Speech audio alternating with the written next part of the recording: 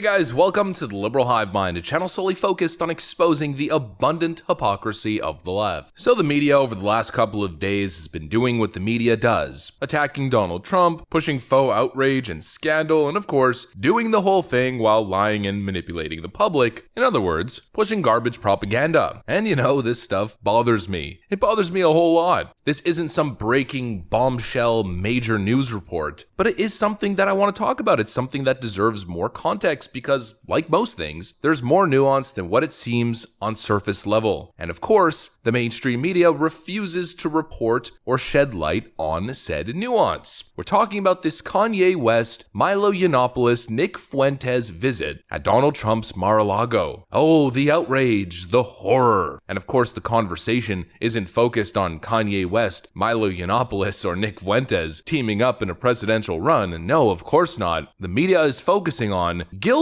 by supposed association. Donald Trump. Oh, this means that everything we told you about Donald Trump, about his connection to all these despicable people, well, it's true. Well, no, it's not at all. I'll tell you why, I'll show you why, and we'll get into the absolute utter hypocrisy of this issue. We've got some stuff to get into, so let's roll the tape. Alright friends, so of course you're aware, this is the new presidential hopeful trio, Kanye West, Milo Yiannopoulos, and Nick Fuentes. An interesting group to say the least. My opinion, I don't care. People can do what they want. They can feel how they feel, have whatever opinions they want. If they want to group up and do something, go for it. I don't care. Let the American people decide. I'm not going to sit here on my high horse and try to condemn anyone. I'm going to take a very simple stance here. I don't care. But moving on from this trio, the Donald Trump story of the week is that these three individuals visited Donald Trump at Mar-a-Lago, and everywhere, all over the news media, Donald Trump associates with vicious anti-Semite and alt-right extremist neo-Nazi blah blah blah, and Donald Trump is supposedly guilty by association. Except what they're not telling you is that what apparently really happened at Mar-a-Lago was an ambush. Well, firstly, we should probably fill in the context here. Apparently, Kanye West was going to Mar-a-Lago to ask President Trump if he wanted to be his running mate in 2024.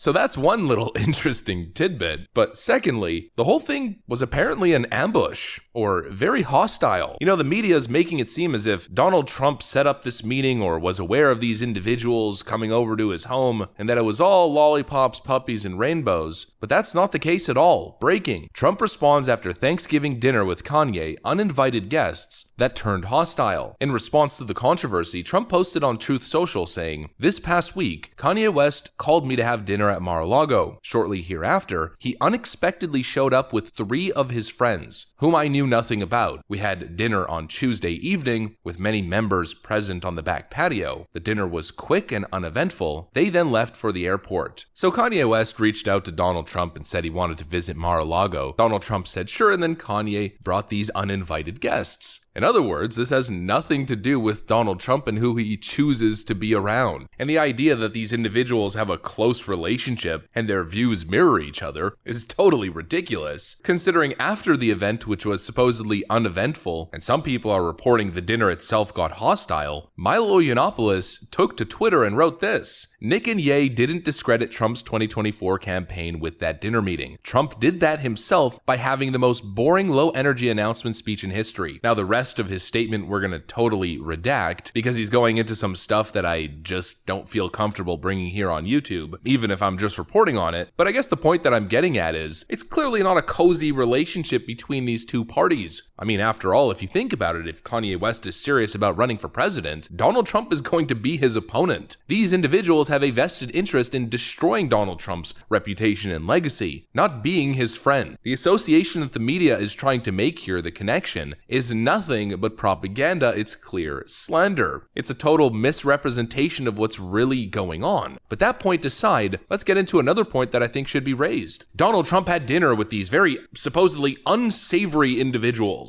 So, Donald Trump can have dinner with whoever he pleases. You know, speaking to somebody, having a dinner with somebody, or even being friends with somebody doesn't mean that you endorse all of their viewpoints. And this whole guilt by association thing is kind of ridiculous. You can disagree vehemently with somebody and still believe in their right to speak, still have a relationship with them. They could be a family member. You're going to be at dinner with them. During family dinners, they might have crazy ideas, but their viewpoints, their politics is never a representation of who you are. And anybody who tries to make that connection is clearly being dishonest. And if we use that exact same standard, well then, once again, it's one of those situations, you know, that thing that we're constantly talking about. Oh yeah, friggin' leftist hypocrisy. Let's talk about guilt by association. I seem to remember a story that broke last week, or maybe it was a couple weeks ago actually. Time's going pretty fast, it's almost Christmas. Some Democrat-connected rich kid from MIT who ran a straight-up crypto Ponzi scheme and platform of fraud where he funneled supposedly millions, but some say hundreds of millions, if not billions of dollars, to Democrat activist groups, Democrat campaigns, PACs, and even Ukraine. Well, that certainly seems like guilt by association. I also seem to remember Obama having a personal relationship with this individual.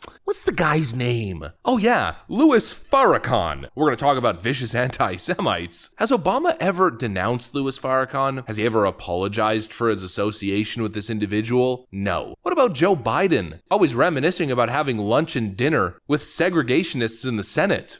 You know, things have kind of changed since the days when I first got there. He's been there a couple terms. I was there. I got elected when I was 29 years old in the United States Senate from a very modest background, and I was there for 36 years before becoming vice president. We always used to fight like hell, and even back in the old days when we had real segregationists like Eastland and Thurman and all those guys. But at least we ended up eating lunch together. Things have changed. We got to bring it back. And Rob, I'm sorry you're leaving because you're one of the good guys. I mean because the way you treat other senators, the way you treat everybody. I appreciate it. Do we now find Joe Biden guilty by association? What about Ilhan Omar, Rashida Tlaib, Ayanna Pressley, the Hamas caucus? I mean, those are members that are part of their political party. Guilt by association? No. Hypocrisy. Donald Trump can have dinner with whoever he pleases. And the idea that you shouldn't have dinner with people who may have different viewpoints, let's say, again, is ridiculous, even if those viewpoints are bigoted. You know, if that was the case, then I could never have any leftists over for dinner. But obviously, jokes aside, I don't view shunning individuals or exiling individuals from society as a great strategy if we are to heal and solve these divisions. You know, there's this individual, I forget his name. He's on the Joe Rogan podcast all the time, and he's a black man who's dedicated his life to forming friendships with KKK members. He takes them out to dinner. He goes over to their homes. He forms bonds with them. And guess what? He pulls a lot of them out of their bigotry. He creates a sincere connection with people and actually does something positive with it. Let me get the guy's name. I'll be right back. How one man convinced 200 Ku Klux Klan members to give up their robes. His name is Daryl Davis. I mean, that to me seems commendable. Anyways, I guess in conclusion, in the end, the point that I'm trying to make here is that the media is terribly dishonest. It's yet again another anti-Trump slander propaganda hit piece. I'm not buying it. Way too much hypocrisy. And I just wanted to make this video to get my opinion out there. Hopefully you guys enjoyed it. If you did, make sure to leave a like and possibly subscribe to the channel. I'm gonna get out of here. Thanks for watching, and I'll see you on the next one.